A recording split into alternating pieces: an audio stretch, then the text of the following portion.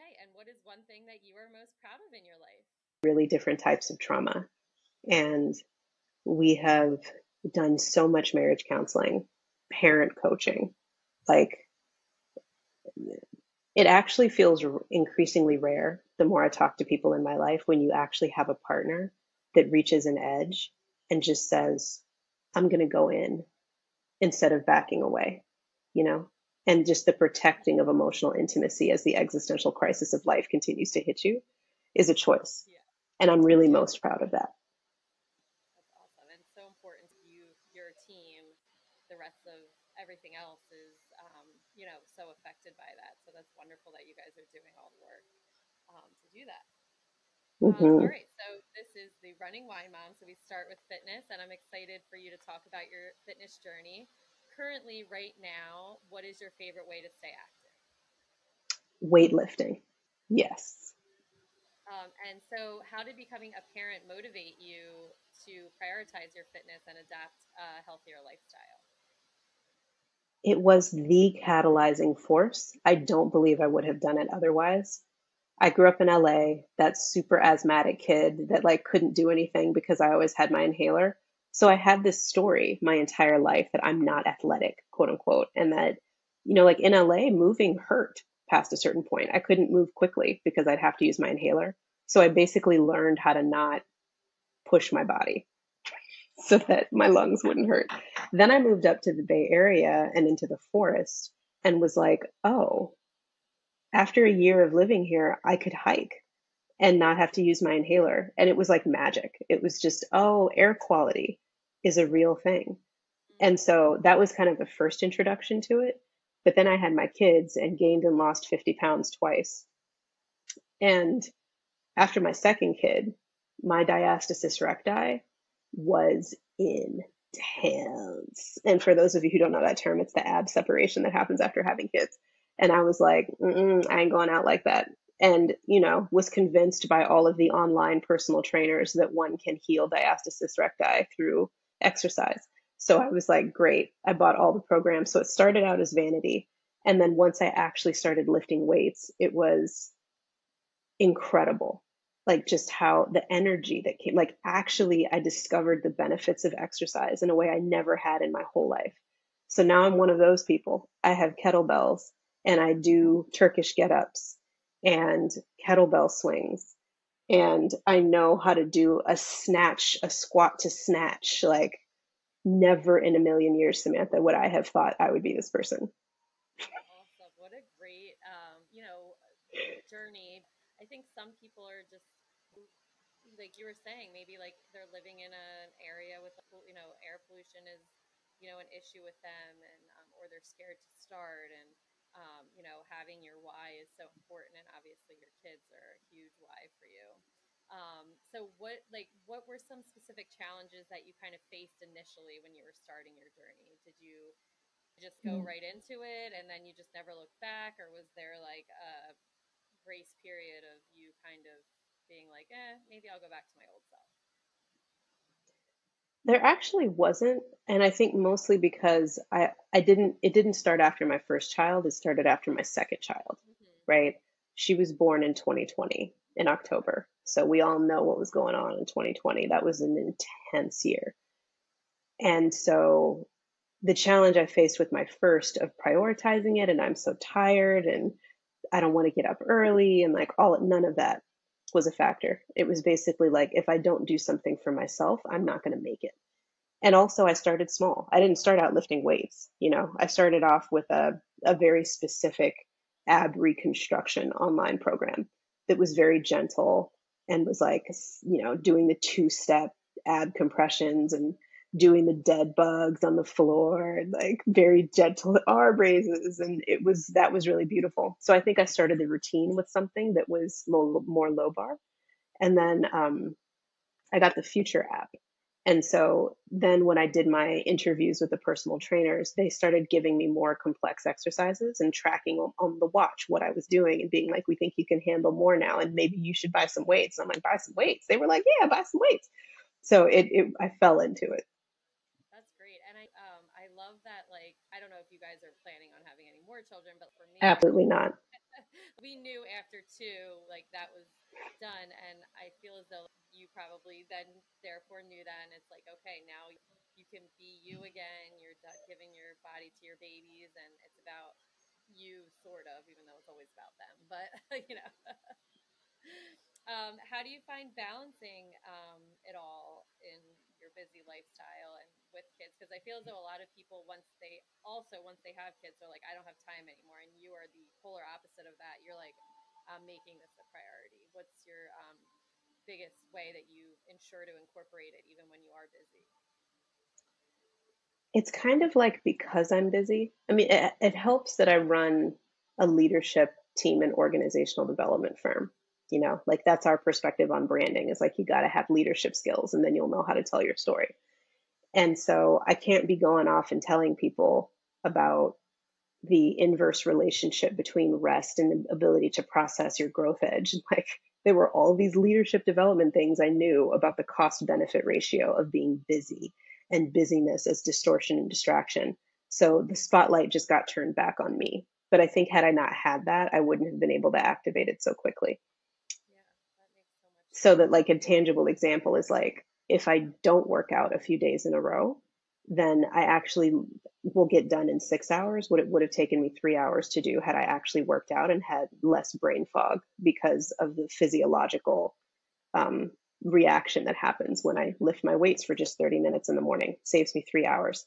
And there's data that I have about my body to support that. So that will get me up in the morning. That's amazing. And I'm a health and phys ed teacher as well for high school kids, and a lot of information similar to that comes out as there should be workout. A lot of schools have like workout programs before school, and it kind of shows like there's higher test scores and there's higher achievement, and it's all I believe. You know, that's what I preach is movement is truly medicine for your brain and body, obviously, but brain as well. So, what do you wish that you would have learned earlier in life about your fitness and nutritional health? That's such a good question. I think I wish I would have learned about how to that my lungs didn't have to feel that way. I think I wish I would have learned more about asthma and how the experience of and breathing techniques because that's also something. James Nestor's book on breath, super obsessed. And I started doing like the Buteyko breathing and breath withholds when I'm exercising and only breathing through my nose. Like the interaction of breath with my workout is now a very big thing for me when it comes to my health.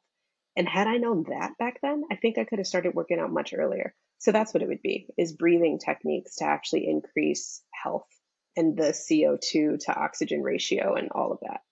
And that's something with postpartum that I did a lot of breath work just to get in your diaphragm and get your Hmm. core kind of reactivated. I was actually just reading something, and there was the correlation of your breath and snoring, and how like people are using this certain tape on your Mouth mouth. tape. Oh, I Yeah, wear it. It's in an X. And then you only breathe out your nose. but Oh, yeah. one of the girls was saying her husband never dreamed before, and then he put this mouth tape on, and now he's dreaming. And I'm like, oh my gosh, that's wild that is such a. Yeah, my cousin uses it too, and he's like, it's awesome. Like, he's like, it looks weird when you're sleeping, but it's important. So, how long have you been using that for? Has that helped with your like breathing? Do you think it Oh, works? 100. Yeah, no, 100%. The two biggest things that I took from that book were mouth tape Mm-hmm.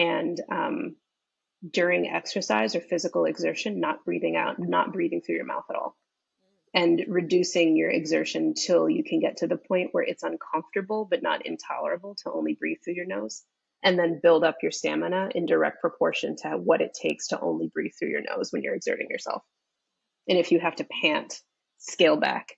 And I started doing that and now can hold my breath for there's like this whole thing in the Buteyko breathing technique about you breathe in and then on the out breath you hold and see how long you can hold on the out breath. And 20 is good health, 40 is super optimal health.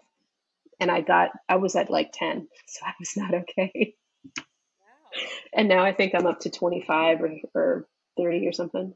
That's amazing. I definitely am now like, okay, after this, I got to look up all that and Hmm. get my breathing better. So since, becoming a parent and having this fitness journey, how do you think as a mom with your children, it's impacted you as a mother? Do you think it's made you, I mean, I know you can probably keep up with them a little better than, prior to. I actually totally forgot to say that. That was a big impetus for me keeping it up when my personal trainers started doing weights. Was because my son wanted to wrestle with me, and I didn't want to constantly be like, he's a very physical kid, and I wanted to actually be able to play with him. And so I had to develop my muscle strength and stamina to be able to be the kind of mom that I wanted to be. And now it's pretty amazing. I do Hulk mommy with my kids where I can carry both of them at the same time and they think it's hysterical. I can do chasing games. He loves the fact that I lift weights and like wants to pick up my weights and be like, I'm lifting weights like mommy. And I'm like, that's what I want. My kid thinks I'm a badass. And that, what an amazing like archetype for him to think of his mother as.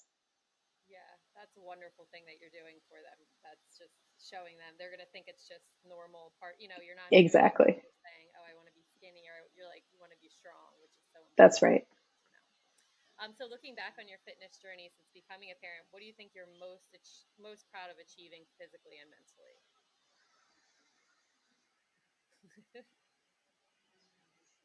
I said this to my personal trainer. My goal initially was just my diastasis recti. Hmm. And then I looked at myself in the mirror in these tights about a year later and I was like, is my ass higher than it used to be? Like I was shocked, Samantha, shocked. And I got on my personal trainer and I was like, is my ass higher than it used to be? She's like, yes, girl. Yes, it is because you've been doing them squats. And then I feel like my brain melted when it came to aging and just like so much of what, I mean, we all have our biases and our stuff when it comes to aging, And part of mine was like, I would see women that I thought were too thin and looked frail when they were aging. And then there's most of the women in my family are overweight and it's causing them knee problems and increasing the risk with diabetes and cancer and all these things, right? And I was just like, but I don't want to be super skinny and frail. And I feel like my most proud moment was realizing it's like, oh, it's muscle density. Like you lose muscle density as you get older and muscle mass. And that's what I can work on. I Hmm. don't want to be frail. I want to be strong and lean so that my strength to body mass ratio is such that I want to be super active. So I think my pride is about switching my frame from like actually seeing how vitality is so much more important to me than the way that I look. But also, I look better in tights. That's also a very good outcome of working out is loving the way you look in the mirror. And I feel like I could be at a lower weight but not working out, and I'm like I just don't look good or whatever. And That's then right. when I'm like a bigger weight but I'm working out, I'm like I just even when I look in the mirror, I just feel strong because you're like That's working on right. yourself, which is important. That's right. So let's get a little bit into parenthood. You have two kids, 5 and 2, and I want to say my oldest was November 2020, so I understand the craziness. Pandemic pregnancy. Yes, Hmm. we found out we were pregnant like March 7th, I think, and then it was like boom, Hmm. goodbye world. So it was there was some nice things that I took out of it, but it was just like lonely. You weren't doing a lot of, and you had a pregnancy prior, so I'm sure you had a lot to compare to. And I saw with my second how much more I was able to do. With my first, I didn't know, so I was like, I don't. It doesn't matter that I'm missing out. But then with Parker, I was like, oh, I missed out on a lot. Yeah. So what do you think your parenting style is? Connective and there's the whole respectful parenting thing. And I stand for respectful parenting. And I would say I'm a respectful parent, but the octave that I feel like I want to operate at is they actually are human beings that have sense. Having a developing prefrontal cortex doesn't mean that they're dumb. That informs everything I do. That's wonderful. That's a great perspective too, because I feel as though I'm similar to that. It's like you want them to respect you, but then there's all the like gentle parenting stuff where you're like, oh, like, talk to them a certain way. But like you're saying, it can be kind of both where they respect you, but you're not screaming at them if they're messing up. You're just like, hey, Well, and that's why I like respectful versus gentle parenting. I feel like gentle parenting gets into nice culture, some of that stuff in a way I didn't particularly relate to as a black woman, because I was like, you gonna let him say what? No. And so I found my home in respectful parenting where it's like, oh no, they gotta have limits. right. Trust. But you don't have to yell at them to set limits. You can just be like, you will be upset about this. Mm-hmm. And you can be upset. I will hold space for your feelings. And no, you're not having ice cream for dinner. It's not happening. Yes, I that is me 100%. I'm just very matter of fact about it. I'm like, this is what it is, and I'm sorry you feel that way sometimes. Even though my daughter, I could do it with my daughter. She understands. My son has no idea what's happening. He's like, running around, doesn't know yet. But we'll get there. What do you think you were least prepared for in parenthood? The unearthing of my personal trauma, completely unprepared for it. I can look back now and see how completely, not completely, but I can see how dissociated I was when I had my son and how emotionally withdrawn and unavailable I was. And now having gone down the Gabor Mate rabbit hole and trauma and all of that and like emotional abandonment leading to addiction and all of the things, I can see myself and locate myself in there in a way that I couldn't before. And I did not know I would need to integrate all that I integrated to be the gap between who I was and the type of parent I wanted to be was huge. And I wish I would have known that before I was dealing with pregnancy and raising an infant, but I also wouldn't have had the imperative to do the work as hard as I did.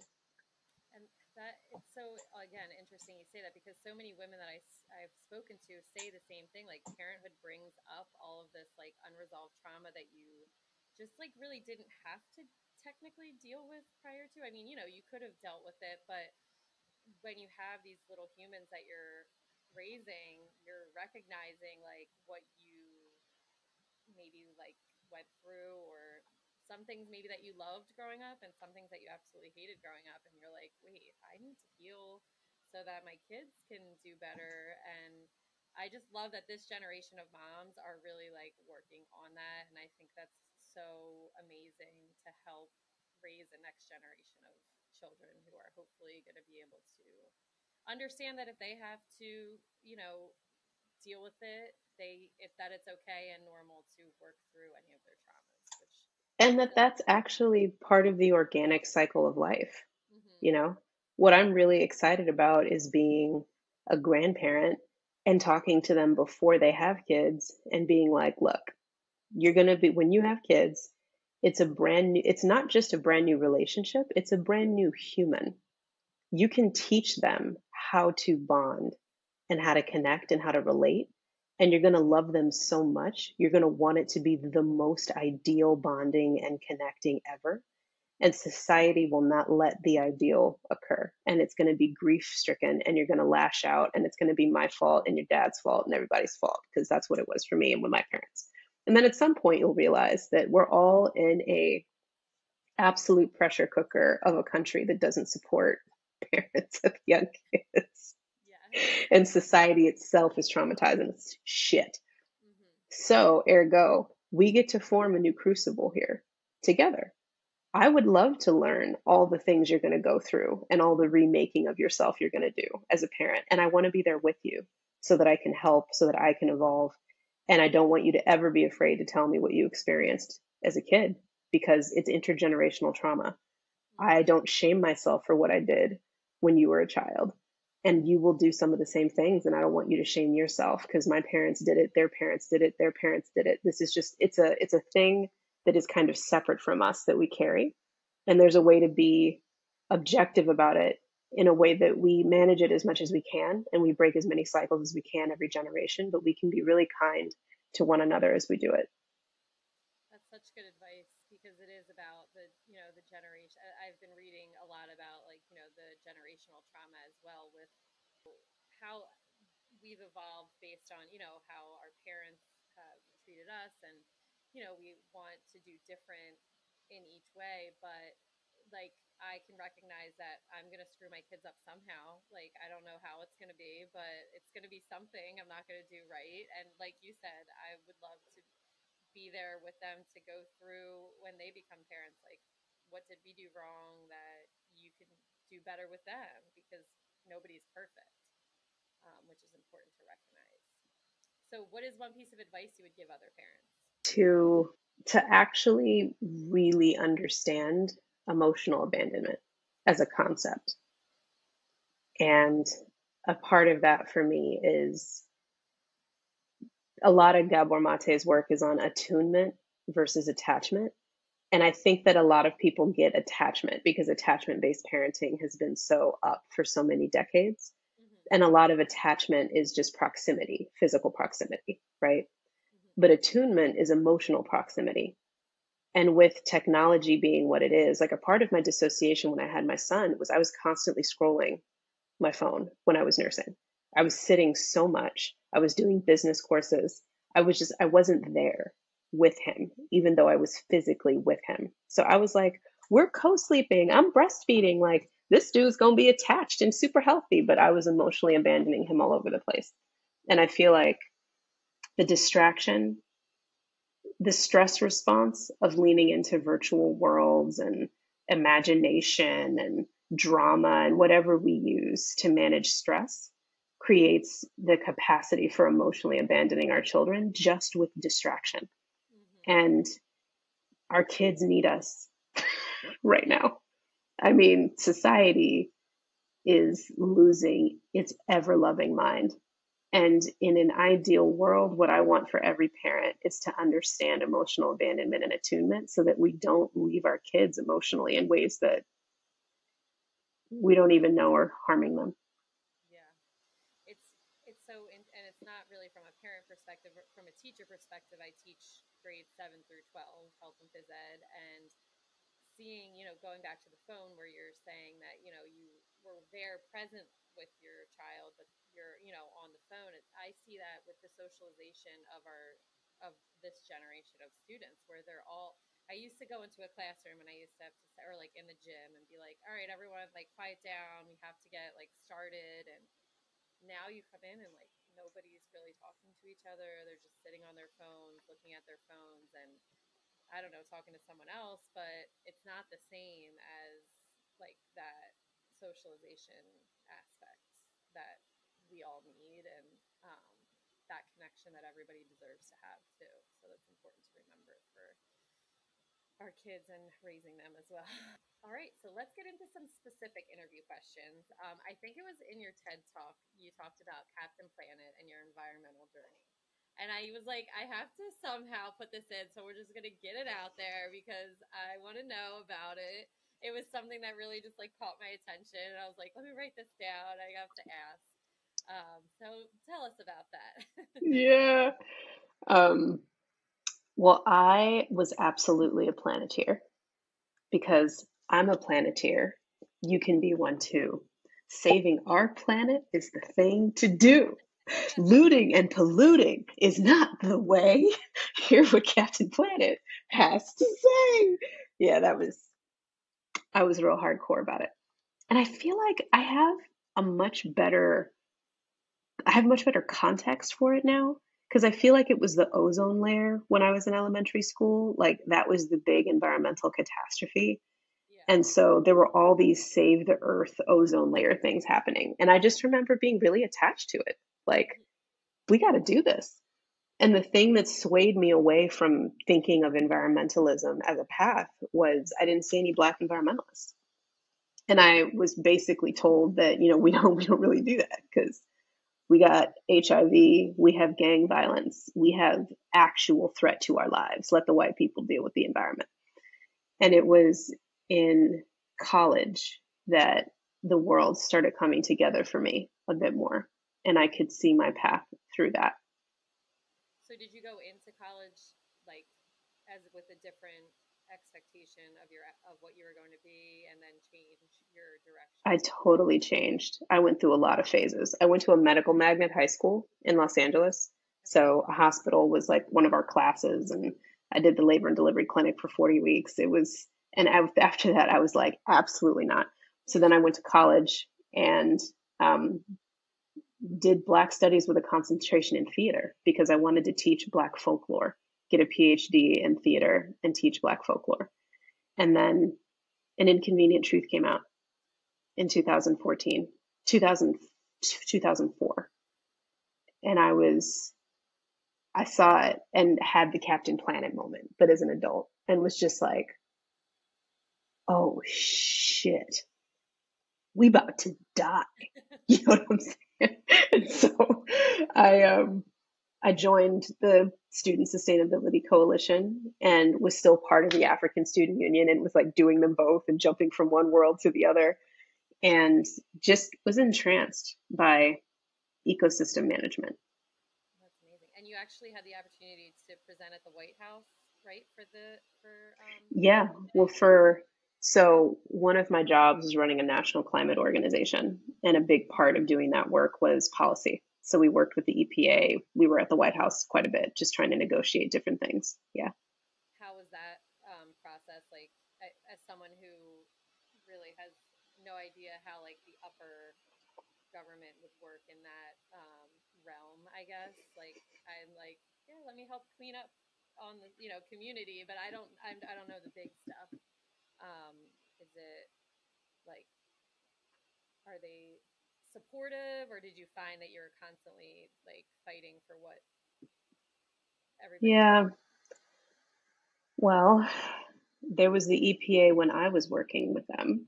Mm-hmm. And then there's the unfortunate gutted version of the EPA now, which Mm-hmm. is pretty sad. Yeah. But when I was working with them, they were badass. And there were a lot of really good people working there. Mm-hmm. And they always wanted to do good stuff. It was organizations like ours where they were basically like, be loud, Right. give us all the cover we need to say the constituency, quote unquote, Right. wants this. For folks on the Hill, for legislators on the Hill, it was always that. Like senators and House of Representatives, they just needed their constituencies to say something so that they had cover to do what they really wanted to do. And so that's what we did. We did national events, we did advocacy, we gave them cover, and then went and took the information to DC to try to use it to get things done. That's awesome. Did you have any big projects that you succeeded in getting done? Like, what was your biggest uh, program or progress, I guess? That's such a good question. Yeah, I wish I could say that we passed X bill, but that was a phase where nothing was getting through shit. Yeah. But I would say one of the biggest pieces of advocacy that we did see have impacts on the ground was we did a big survey, I want to say in 20, that showed that African Americans and Latina Americans care more about climate change and the environment than anybody else in this country. And that really, it was a national survey, and we got a fair bit of press coverage about it.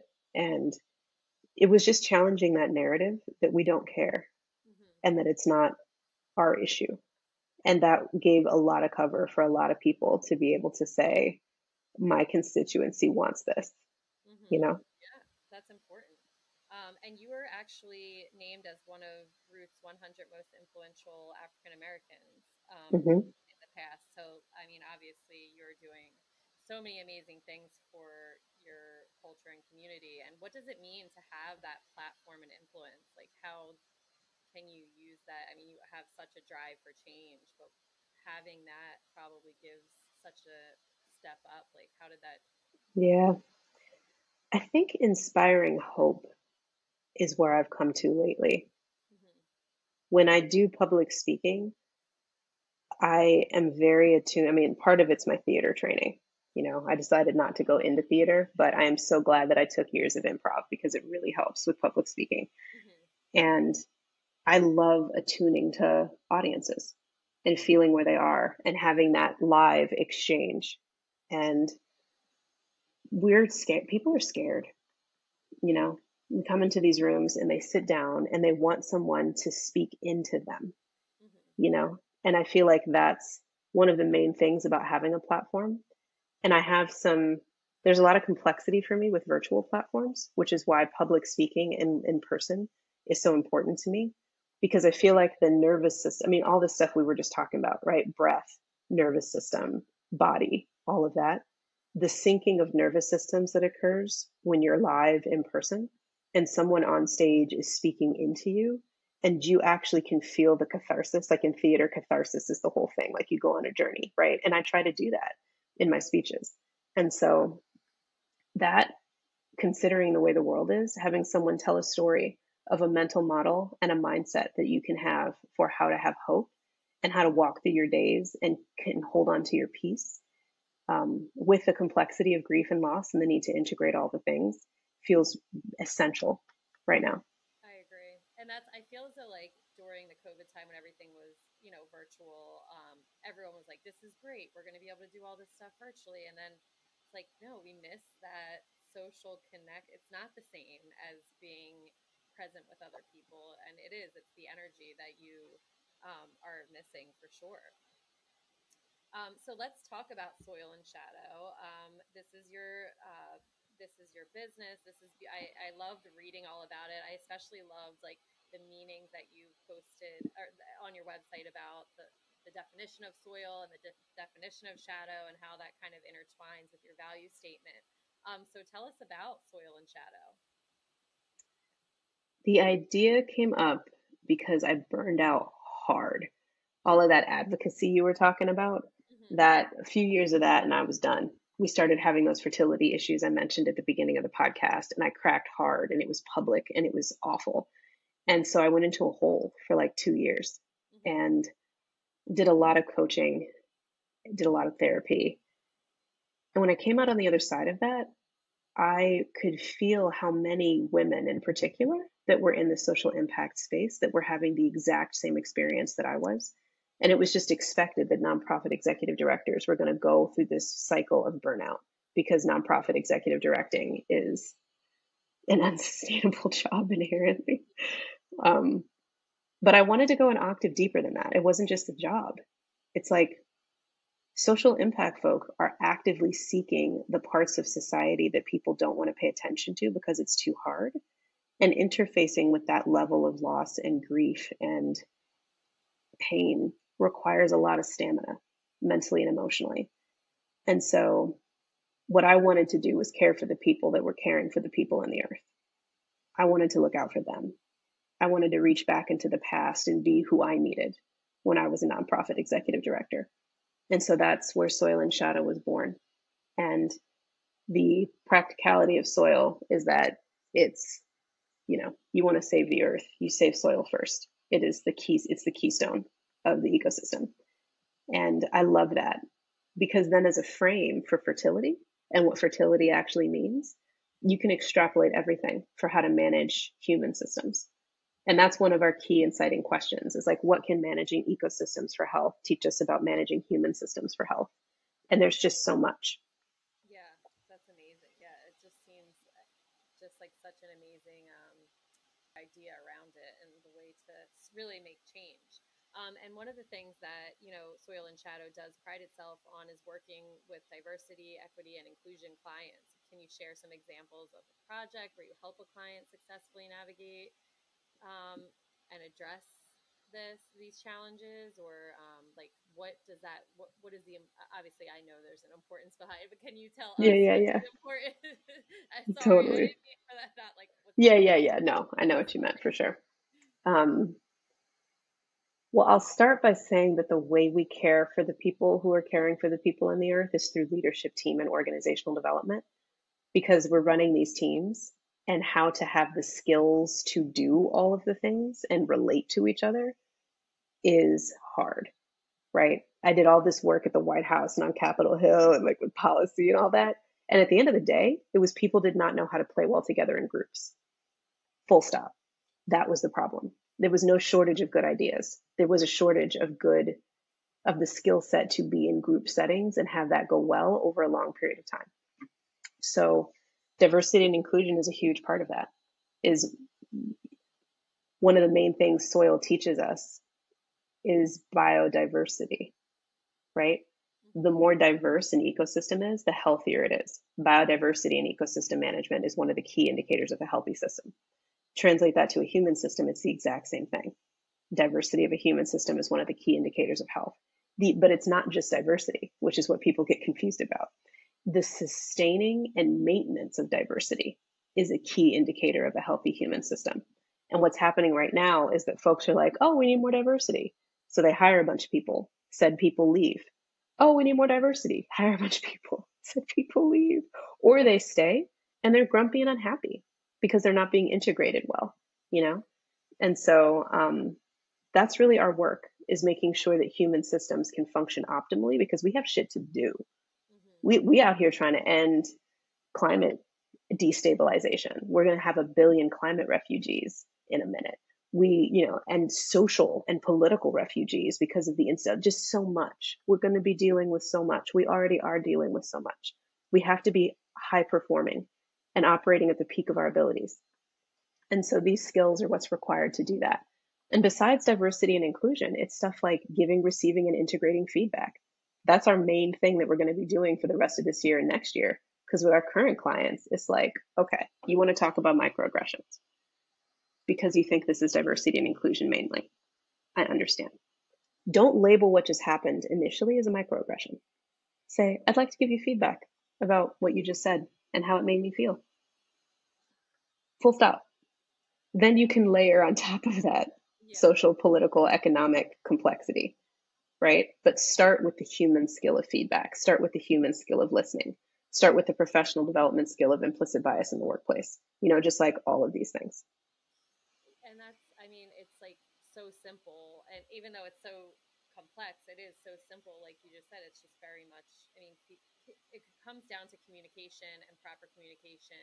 And people can just learn from a simple, hey, this is how this makes me feel. And the other person might just be like, oh, I never thought of, or maybe they did, you just never know how the other person is until you say it and say how you feel, which is very important to express. So what are some, obviously building this inclusive culture is so important, but also pretty complex.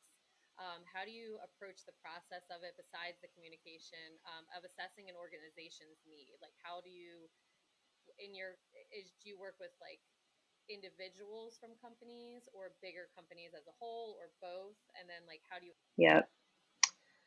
So we do work with both. We do executive coaching for individuals. And then we have a suite of consulting packages for orgs that want to go deep with us. And then we also have a digital learning platform so that if folks just want to sign on and do their own kind of leadership development at their own pace, they can do that. And the first step is really to have folks understand the outcomes that we're looking for, which is high candor and frequent feedback. It's psychological safety that translates into vulnerable and trusting relationships. It's having a deep purpose such that when you're in times of conflict or tension, you can go into your best self and grit as opposed to breaking things. And it's the ability to understand historical and systemic discrimination dynamics so that you can address unequal power dynamics and good resource allocation for purposes of equity. So those are the 4 outcomes that we go for, and that's what we assess for. So we have a whole survey that we do that gets into all 4 of those dimensions, and then we go from there. So this might be totally, I don't know if this would have any connection, but with your original study of Black folklore, does that have anything to do with understand, come into the history of what you're trying to help people learn at all? Does any of that have a connection? That was just a random thought. Wow, that's fascinating. Yeah. I wonder if there's any original connection there.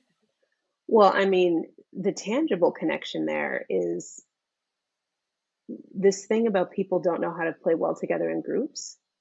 Back then, it was expressed directly through slavery, And there were no team leadership development consultants that could go into the masses house and be like, we think you might need to work. It's like how we did that was telling stories. Yeah. And That's so folklore to me was one of Black folks' first interventions, as we told stories and wrapped things in mythology to try to get points across when it was one of the only ways we had to express ourselves safely. yeah. That was I was just like I said, it kind of was just coming to my mind as you're talking about how you're like analyzing cookies. I'm like, I wonder if there's any sort of like random connection to your original path in college.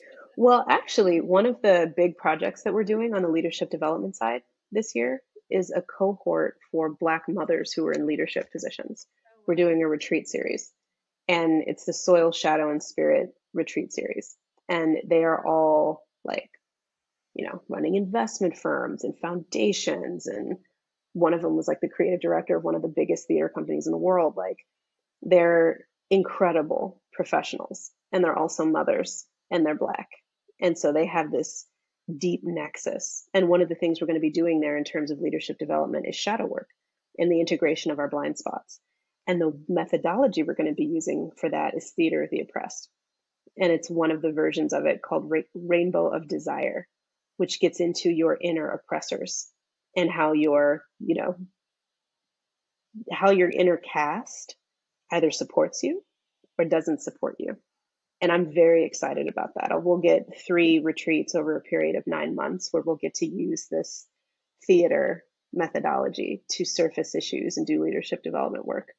Yeah, that's. I was gonna. I have some questions about the retreat, and I just thought, reading about it, it seemed like such a great opportunity, and I do feel as though like it's so important for Black women in leadership to have these specific opportunities for them because white women have lots of opportunities for them, and that's just the reality of it.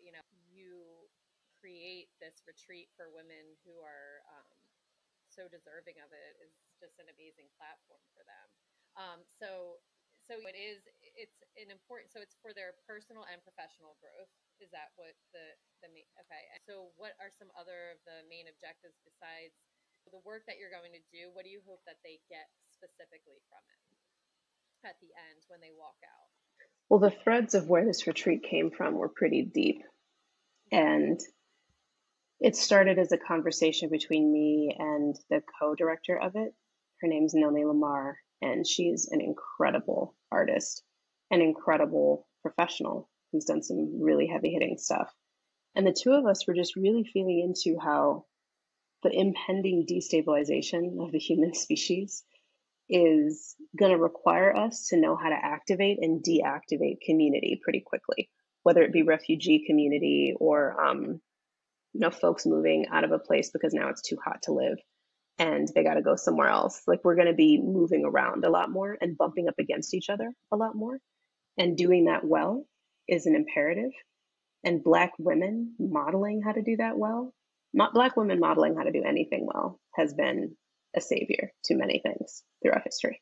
And so we want to have many conversations about that. And we hope that these women, because they've already decided to be models because they're leaders, will get deeply filled up and be able to transform themselves by having a very safe container within which to integrate work that they don't get to bring up with other people, because you need to do it with a peer group, and you need to do it without your kids, and you need to do it in a way that's not going to impact you professionally. And we wanted to create the circumstances for that to occur. And so is this, how many days is the retreat? That it, There's 3 retreats, and each one is 2.5 days. 2.5. Okay. And then, how many people do you have? How many women do you have? 21. Okay. So that's great. That's a good number. It's, um, intimate enough to, I That's think, right. have such an impact. That's right.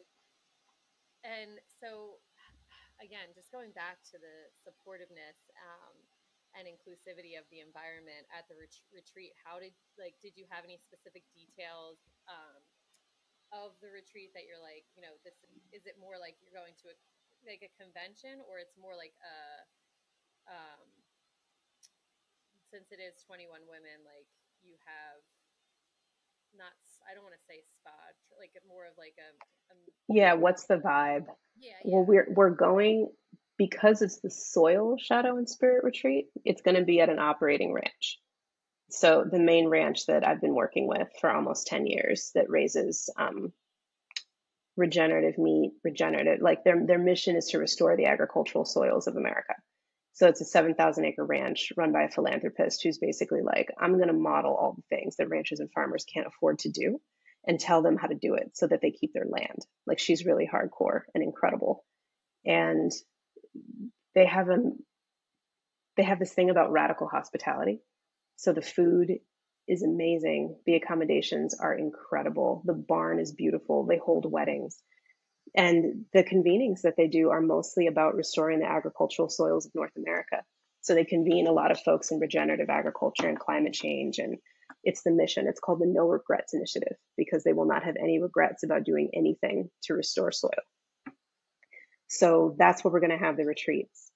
And a lot of the tenor of the retreats is getting to know soil. We're going to be doing this rainbow of desire work and using our bodies to surface our work and then being able to integrate it. We're going to be walking the land and foraging and collecting things to make salts and to make teas and bath soaks and things like that. And we're going to be practicing hard. You know, me and the other two facilitators are going to be up with the sun and down with the sun and create a very strong practice container. Because one of the ethoses of the retreat is that there we want to we want to create some discernment around rest and dissociation Hmm. because I think with many of my clients there is a confusion about the difference between dissociation and rest. And like the actions of resting are held as more important than the outcome of resting, right? The outcome of rest should be rejuvenation and renewal, etc. But if you are dissociating and watching a bunch of TV before you fall asleep and then you're not really rejuvenating because your body's still tense and stressed because you're not integrating nothing, and then you wake up and you're still tired and you drink a bunch of coffee, it's just like we're kind of on this treadmill. And so, yeah, there's going to be heavy practice. It's not going to feel like spa anything. We're going to be inviting them into some discipline. And the outcome of rest will occur because it will be integrating and rejuvenating. Yeah, that really sticks with me because I have a problem with rest. Like, not that I have a problem, but I find it hard. Like, even if I have, even before this, my kids are with my husband at my in law's house just because they're, and I was like here by myself, and I'm like, I have like an hour and a half till this interview. What am I supposed to do? Like, and I'm just sitting there. I'm like, I don't want to clean, but like, I don't want to do anything. I'm like, let me just go out and take a walk. And that was like, even though like I'm technically not resting, it was good. I felt so much better afterwards. It was rejuvenating Yes. So and renewing yes. So I think the outcomes of rest. yes, I agree. Yes, we are good. I can. So you have given us so much information. I loved speaking to you. This was such a great interview. Looking ahead, Me too. what are what are some future goals and aspirations you have for Soil and Shadow? And how do you envision continuing to make positive impact through your work? Well, we're really, really excited about both the feedback training and the learning platform. Hmm. We've just done so much over the last 9 years that getting it into a digital arena so that people could interact with each other and interact with the content felt really important to us. And we're building a bespoke website that's going to take people through learning journeys, and they can do assessments and they can talk to each other and take courses and get master classes. And so we're very, very excited about that. But then the feedback training is my baby. Hmm. We've looked at a lot of feedback trainings around the country, and giving feedback is usually the focus. Sometimes there's some stuff about receiving feedback, but integrating feedback is almost never talked about. And it's one of the stickiest places when it comes to equity and inclusion because people can look like they're receiving feedback all they want to, but they're not integrating it, which means nothing changes. And that is how the status quo is upheld. So we're scaling our training both virtually and in person, and I'm super jazzed about it because I feel like it's a foundational skill for like everything. Personally, professionally, the ability to do feedback well is awesome. I agree. Oh, I can't wait to see how it evolves Well, thank you. That's going to bring us to the end of today's episode. I hope, as I did, everyone else found Nikki's journey as insightful and inspiring as I did. If you'd like to learn more about Nikki and her work, I'll link her Instagram. It's at Nikki_Silvestri, or head over to soilandshadow.com. You'll find information about all of herself, her fitness, her impactful retreat she runs, and her incredible work that she does through Soil and Shadow. Remember, it's never too late to prioritize your health, make a positive impact, or pursue your passions. Let Nikki's story serve as a reminder that with dedication, resilience, and supportive community, we can create meaningful change in our own lives and in the world around us. As always, if you enjoyed this episode, be sure to subscribe to the Running Wine Mom podcast and leave a review. You can also follow me on Instagram at the Running Wine Mom _. And don't forget to share this episode with those who could benefit from the incredible resources of Soil and Shadow. Thank you so much again, Nikki. I appreciate you pushing through, even though, you're not feeling great. I really do appreciate it so much. Thank you for coming on. Absolutely. Thank you for having me, Samantha. This was wonderful. Thank you. Remember, you're strong, you're capable, and you're amazing. Until next time, keep running, keep sipping, and keep embracing the journey of motherhood. Cheers, and I will be back next Tuesday. Bye.